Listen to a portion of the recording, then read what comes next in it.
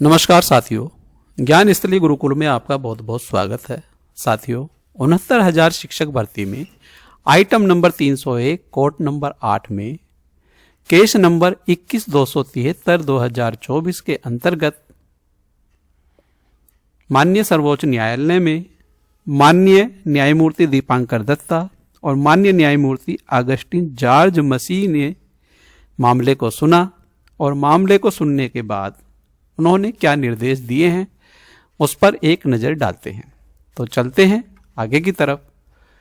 इसमें Ravi Kumar Saxena and others petitioners यानी के वादी हैं और state of UP and others ये प्रतिवादी हैं। तो इसके बारे में तो हमें सब पता ही है।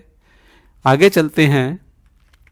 ये आईए हैं, हमारी तमाम आईए इसमें डली हुई हैं और इसमें आईए के साथ साथ एसएलपी भी इसमें जुड़ी हुई हैं। इसके बाद चलते हैं आगे।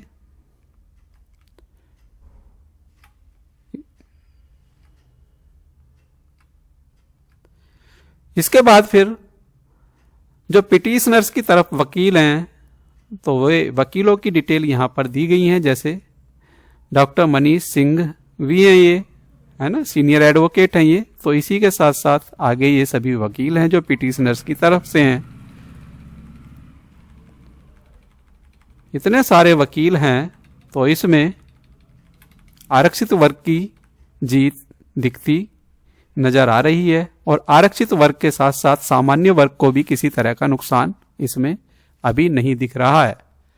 ये हमारे रेस्पोंडेंट्स वकील हैं यहां से। तो तमाम रेस्पोंडेंट्स की तरफ से भी हमारी बहुत सारे वकील खड़े हुए हैं। इसके बाद आगे चलते हैं।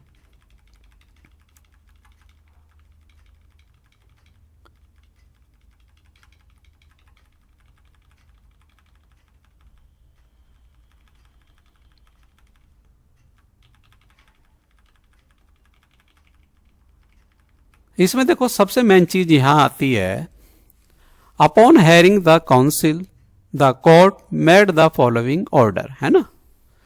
यहां सभी विद्वान वकीलों के सामने कोर्ट का जो ऑर्डर है वो यह है, we have indicated our mind to the learned counsel appearing for the state of Uttar Pradesh he seeks and his granted 10 days time to obtain appropriate instruction in the matters.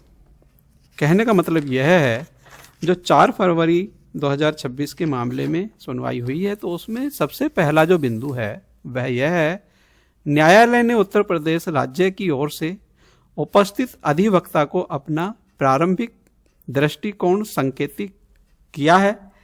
राज्य के अधिवक्ता ने समय मांगा और न्यायालय ने 10 दिन का समय दिया है। तो पहली लाइन जो है, जो बिंदु नंबर 1 है, इसका यह मतलब बनता है, मैं दोबारा बोलता हूं इसको, न्यायालय ने उत्तर प्रदेश राज्य की ओर से उपस्थित अधिवक्ता को अपना प्रारंभिक दृष्टिकोण संकेतित किया है।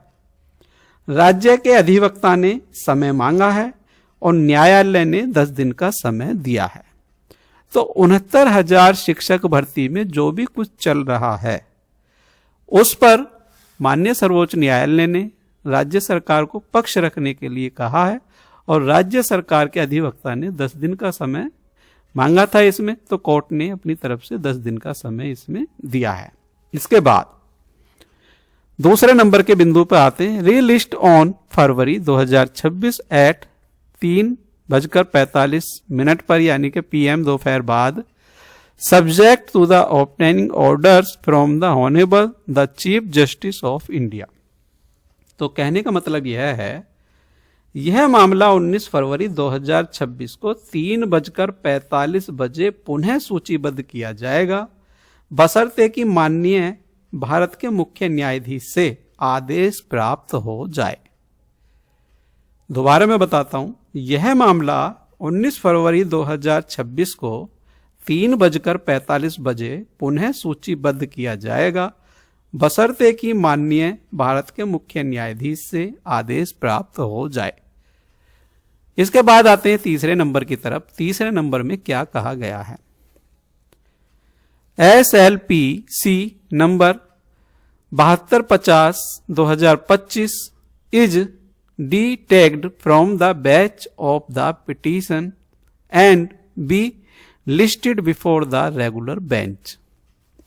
साथियों, इसका मतलब यह है SLP संख्या 7250/2025 को इस याचिकाओं के समूह बैच से अलग टैग कर दिया गया है और इसे नियमित पीठ के समक्ष सूचीबद्ध किया जाएगा।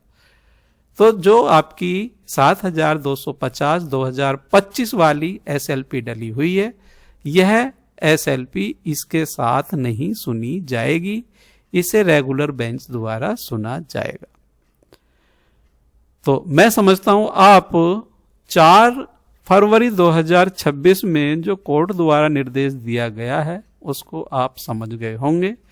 यदि आपको यह वीडियो अच्छी लगी, जानकारी अच्छी लगी है, तो वीडियो को लाइक कीजिए, वीडियो को शेयर कीजिए, और यदि आपने हमारा चैनल सब्सक्राइब नहीं किया है तो चैनल को सब्सक्राइब कीजिए। मिलते हैं नई जानकारी के साथ, तब तक के लिए जय हिंद, जय भारत, धन्यवाद साथियों।